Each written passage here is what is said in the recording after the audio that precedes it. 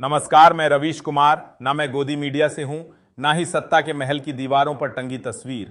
ना मैं मोदी के आईटी सेल का दरबारी हूं, ना मुझे किसी नेता की चरण वंदना करनी है और ना ही किसी पार्टी का प्रचार करना है। मैं जनता की तकलीफ से निकला हुआ वो सवाल हूं जिसे सरकारें मिटा देना चाहती है। मैं बिकता नहीं हूं, झुकता नहीं हूं और डरता तो बिल्कुल नहीं हूं। साथियों, मैंने आपसे कभी नहीं कहा कि इस चैनल को लाइक और सब्सक्राइब करें, क्योंकि मुझे पता है अगर मेरी आवाज में दम होगी तो लोग खुद ही सुनेंगे।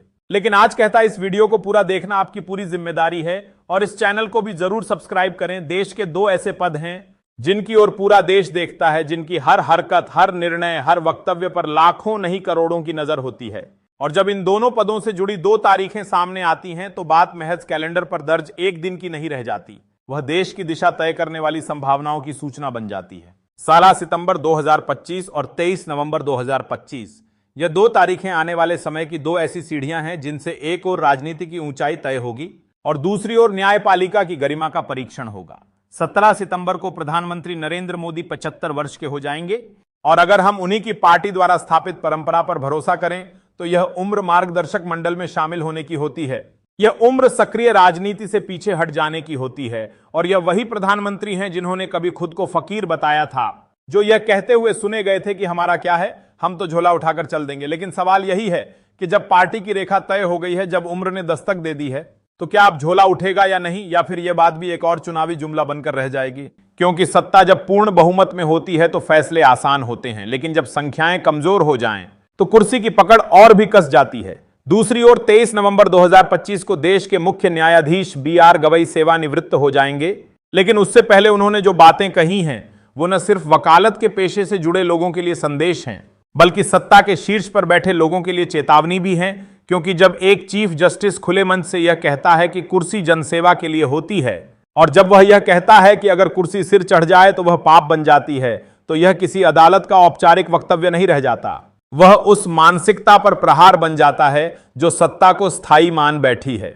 गवई साहब ने आगे कहा कि रिटायरमेंट के बाद वह कोई भी शासकीय पद नहीं लेंगे। उनका गांव, उनका परिवार, उनका समाज ही उनका भविष्य होगा। न राज्यसभा का टिकट, न आयोग का पद, न कोई लाभ की कुर्सी। यह बात उन्होंने तब कही जब देश की यादें ताजा हैं, जब कुछ साल पहले मुख्य न्यायाधीश रंजन गोगोई ने रिटायर होते ही राज्यसभा की सदस्यता ले ली थी और एक लंबा विवाद खड़ा हो गया था।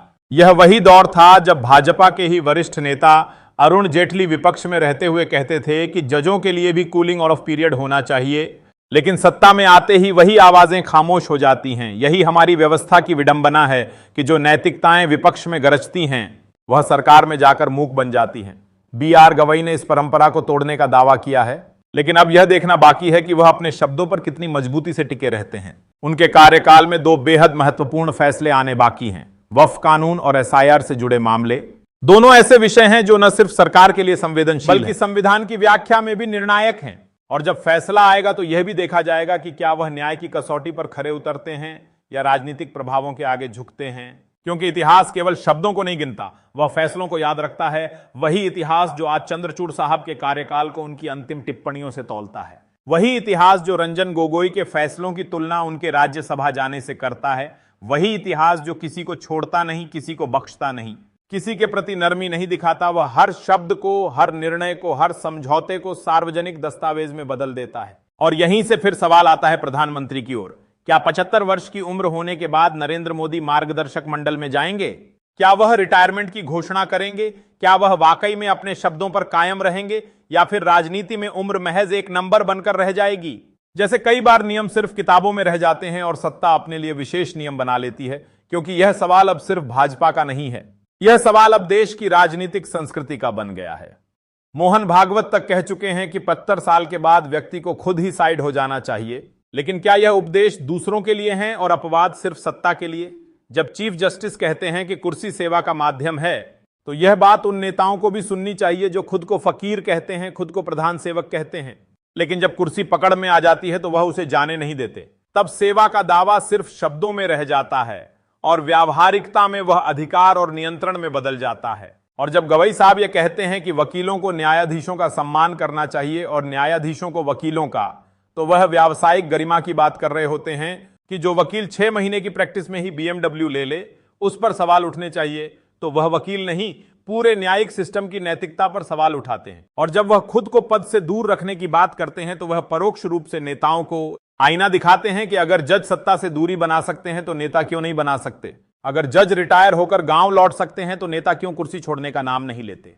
लेकिन हम यह भी जानते हैं कि हर वादा, हर घोषणा भविष्य की गारंटी नहीं होती। हमें इंतजार करना होगा 23 नवंबर का, जब वह रिटायर होंगे, और 17 सितंबर का, जब प्रधानमंत्री उम्र के उस पड़ाव पर होंगे जहां सवाल यह नहीं होगा कि उन्होंने कितना काम किया, बल्कि यह होगा कि अब वह सत्ता से कैसे विदा लेते हैं, गरिमा के साथ या सत्ता की भूख के साथ। और अंत में बात फिर वहीं लौटती है कि इतिहास फैसला सुनाता है। मीडिया उस वक्त खामोश हो सकता है, अखबार व खबर छापने से डर सकते हैं, चैनल व तस्वीर दिखाने से बच सकते हैं, लेकिन इतिहास जब कलम उठाता है तो फिर उसमें न डर होता है न दया।